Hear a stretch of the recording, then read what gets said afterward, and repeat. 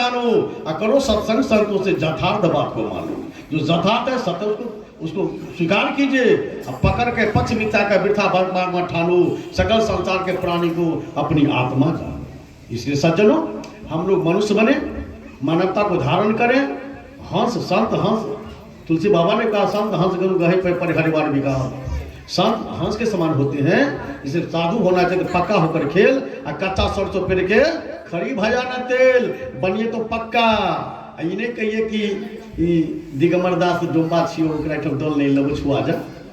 अपना घर से डोंबा को हटाइए पहले।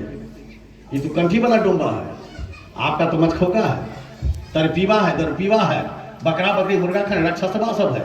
अपना अपना घर में जो बाल बच्चा या बेटा बेटी जो भी खाते हैं उसको बंद कीजिए। वो बड़का गिद्धा है, उससे आपका पूरा घर छुआ जाता है, वहां पर छूत है। लेकिन मनुष्य में यदि कोई शाकाहारी है, किसी कुल खानदान में, उसमें पवित्रता है, भक्ति है, मानवता है, वो पूज्य है, श्रेष्ठ है। उन्हीं में ईश्वर का वास है, वहीं में सदगुरु का वास है। वहां पर भिन्नता नहीं, वहां पर वैरता नहीं, वहां पर अस्पृश्यता नहीं, वहां पर छुआछूत नहीं, वहां पर समानता। बोलिए सदैव को साहिब। इसलिए सज्जनों, तो बहुत बहुत साधुवाद, धन्यवाद। समय तो बहुत हो चुका है, हम लोग और एक जब कार्यक्रम है दूर जाना है। इसलिए जिन बंधु को किसी भी शास्त्र में पुराण में कहीं भी शंका हो, आप शंका को नोट करेंगे और शंका का समाधान हमारे मोबाइल संपर्क नंबर से करवा लेंगे।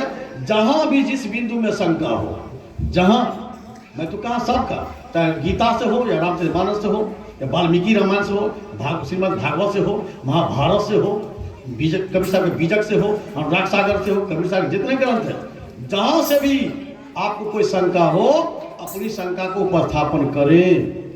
और जिस दिन आप फिर बुलाएंगे हम लोग आएंगे, समाधान करेंगे। लेकिन साधु में बैठता नहीं, भिन्नता नहीं, आप पवित्रता पर जरूर ध्यान दीजिए।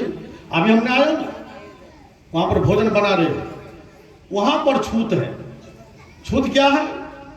जब छठ करते हैं, चौरचन करते हैं, भूता पवनी, तो कितनी श्रद्धा पवित्रता से बर्तन को साफ करते हैं, ख्याल रखते हैं, हमेशा पैर को धोते हैं, पेशाब पैखाना जाते तो पैर हाथ को धोते हैं। अब भंडारा करते हैं, वहाँ पर आप चाय पीते हैं, खैनी खाते हैं, मुँह में पान खाते हैं, ये पाक हुआ? ऐसा भोजन से हम लोग परहेज रखते हैं।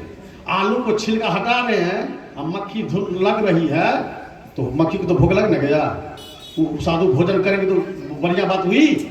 इसलिए प्रत्येक मैं महात्मा से कहता हूँ, अगुआ से कहता हूँ, कार्यकर्ता से कहता हूँ, भंडारा कराने वाले से कहता हूँ, जो भी साधु संत आते हैं, घरवाली तो केवल चावल दाल देने का अधिकारी है, लेकिन उसमें ध्यान दीजिए। आप खाएंगे माछी वाला जूठा खाइएगा। मैं कहाँ भी जाता हूँ पहले ध्यान मेरा वही रहता है। इसलिए आपने देखा ना, ये लोग कहेंगे इनके यहाँ तो साहब जी भोजन, हम भोजन तो नहीं करेंगे, लेकिन हम आलू ले लिए, बिना पूछे हम आलू ले लिए, टमाटर ले लिए हैं। इसे नहीं कहिएगा कि साहब जी भोजन नहीं किया। यदि देना है तो चूड़ा लाइए, हम रास्ते में खाते जाएंगे। जो दिगंबर साहब है, जो कार्यकर्ता है, ये नहीं कहिएगा कि साहब लोग भोजन नहीं किए। और बाराती नहीं है, गांव भर जैसे जानते हो तेल मसाला लीवर को डैमेज करता है, इतना तेल दे देते हैं, इतना गड़बड़ बना देते हैं। साधु में सात्विक, साधु का भोजन बिना लहसुन प्याज का, बिना मिर्ची का साधारण होना। सीधे जीरा से छोड़ दीजिए, हल्का कुछ 2-4 मिर्ची, हरा मिर्ची डाल दीजिए।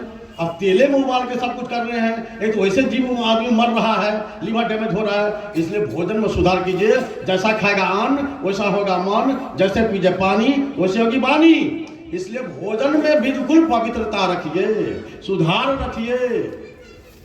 सबों का एक कर्तव्य दायित्व बनता है। नहीं तो बुद्धि भ्रष्ट होगी, अगुआ की बुद्धि भ्रष्ट होगी, महात्मा की बुद्धि भ्रष्ट होगी, गवैया भक्ता की बुद्धि भ्रष्ट होगी, सबकी बुद्धि भ्रष्ट होगी। क्योंकि भोजन का बहुत बड़ा प्रभाव मानव के दिल, दिमाग, मन, मस्तिष्क, संस्कार पर पड़ता है। जैसा खाएगा अन्न वैसा होगा मन, जैसे पीजे पानी वैसे होगी वाणी। आप अपने घर में भोजन बनाते हो, एक ही जैसा अनाज रहता है, लेकिन कभी सोचा पत्नी हाथ का भोजन खाइए, माँ के बनाया भोजन कीजिए, बेटी के हाथ के खाइए, बहू पुतों के हाथ के खाइए, बहन का हाथ के खाइए। ईमानदारी से बोलिए। एक ही सामग्री, एक ही मसाला रहता है, लेकिन सबका भोजन में स्वाद अलग अलग रहता है कि एक रहता है। कारण क्या है?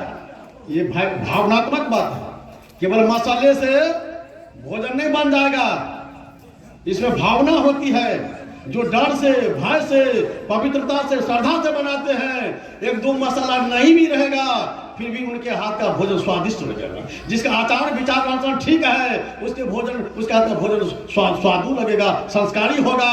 और जो जिसका आचरण गिरा हुआ है, विचार गिरा हुआ है, जो जिसमें पवित्रता नहीं है, कितनों प्रकार के भोजन क्यों न कर लो, आपके संस्कार को डैमेज कर देगा। ब्रह्मचारी भीष्म पितामह, गंगा पुत्र भीष्म पर भोजन का बहुत बड़ा प्रभाव पड़ा था, बुद्धि भ्रष्ट हो गई थी। इसलिए भोजन कहाँ करे, कैसे करे, किनके यहाँ करे, इस पर तो विचार करना है। सब कंठी वाला के हम लोग भोजन नहीं कर लेते। इसीलिए पवित्रता रखिए, पवित्रता विचार। पेशाब करने जाते हो हाथ पैर बढ़िया से धोइए, नहीं उधर गए उधर आ गए और उसी हाथ से प्रसादी को छू दिया, भोजन सामग्री को छू दिया, तो नापाक हुआ कि नहीं। मुसलमान खाता है अंडा, बकरा बकरी, और वो भी पेशाब करता है तो झेपा लेके जाता है। पंडियों जी बकरा बकरी खाते हैं यदि कोई, कुछ लोग नहीं भी खाते हैं, वो भी पेशाब करते हैं तो जल लेके जाता है। आई साधु बन गए, चारों पर संत है ऊँचा, आपके लिए पवित्रता का कोई हिसाब किताब नहीं है। आप जैसे तैसे नेटा पोटा लगा के आ जाओगे तो साधु हो जाओगे। इसे पवित्रता पर सबको ध्यान दीजिए। जब छठ चौचट भूदा पवनी करते तो पवित्रता बरतते हैं लोग। साधु को मजाक समझ लिया है क्या? तो साधु का भोजन किसी तरह बन जाए, कोई बना दे। इसलिए इस पर ध्यान, पहला ध्यान हम लोगों का भोजन पर होता है। जो भोजन बिल्कुल पवित्रता से बनाइए, शुद्धता से बनाइए, सफाई से बनाइए, एकदम शुद्ध साधारण से बनाइए। कोई जरूरत है कि तरुआ भुरुआ बनाने के बाद धोने की, साधारण बनाए, सिंपल बने। नहीं कुछ होता तो खिचड़िया बनाने दीजिए। अरे पुनः खिचड़ी बना दीजिए, सब सामग्री भून कर डाल दीजिए, चटनी बने, हो गया, कोई परेशानी की बात नहीं है।